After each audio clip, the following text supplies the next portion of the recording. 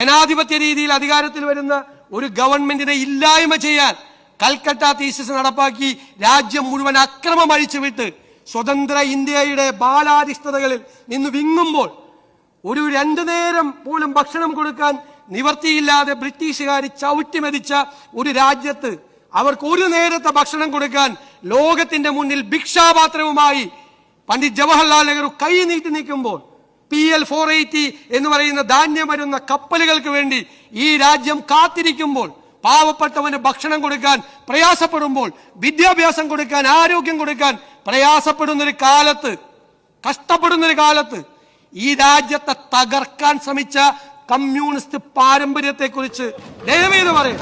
അതാണ് കമ്മ്യൂണിസ്റ്റ് പാരമ്പര്യം, രാജ്യത്തെ തകർക്കാൻ ശ്രമിച്ചത്. ഞാൻ ദീർഘിപ്പിക്കുന്നില്ല സർ. മഹാത്മാഗാന്ധിയൊക്കെ അവര് ബ്രിട്ടീഷുകാരോട് പോരാടുമ്പോൾ തന്നെ കോൺഗ്രസിനൊരു ഐഡിയോളജി ഉണ്ട്. എന്താണ്? ഫാസിസത്തിനും നാസിസത്തിനും എതിരായിട്ടുള്ള ഒരു ഐഡിയോളജി. ബ്രിട്ടീഷ് മേൽക്കോയ്മയ്ക്കെതിരെ പോരാടുമ്പോൾ അത് അപകടകരമാണ് എന്ന് പറയുമ്പോൾ, സാമ്രാജ്യത്വം അപകടകരമാണ് എന്ന് പറയുമ്പോൾ, അതിനേക്കാൾ അപകടമാണ് ലോകത്ത് ഫാസിസം കൊടികുത്തി വാഴുന്നത്, ഫാസിസം ലോകത്ത് വളരുന്നത് ലോകത്തെ അപകടത്തിലേക്ക് എത്തിക്കും എന്ന് തിരിച്ചറിയാനുള്ള ബുദ്ധിശക്തി മഹാത്മാഗാന്ധിക്കും പണ്ഡിറ്റ് ജവഹർലാൽ നെഹ്റു ഉണ്ടായിരുന്നു. ലോകത്തെ പ്രത്യയശാസ്ത്രങ്ങളെ, ലോകത്തെ എല്ലാ ഇസങ്ങളെയും, ലോകത്തിന്റെ ചരിത്രത്തെ മുഴുവൻ കൈവെള്ളയിൽ ഒതുക്കി അറിയാമായിരുന്ന നേതാക്കളായിരുന്നത് കൊണ്ടാണ് അവർ ഏറ്റവും സുചിന്തിതമായ തീരുമാനം, അഭിമാനകരമായ തീരുമാനം എടുത്തത് എന്ന് മാത്രം ഓർപ്പിക്കുന്നു. മലബാർ കലാപത്തിൽ ഒറ്റുകാരായിരുന്നില്ല കോൺഗ്രസുകാർ.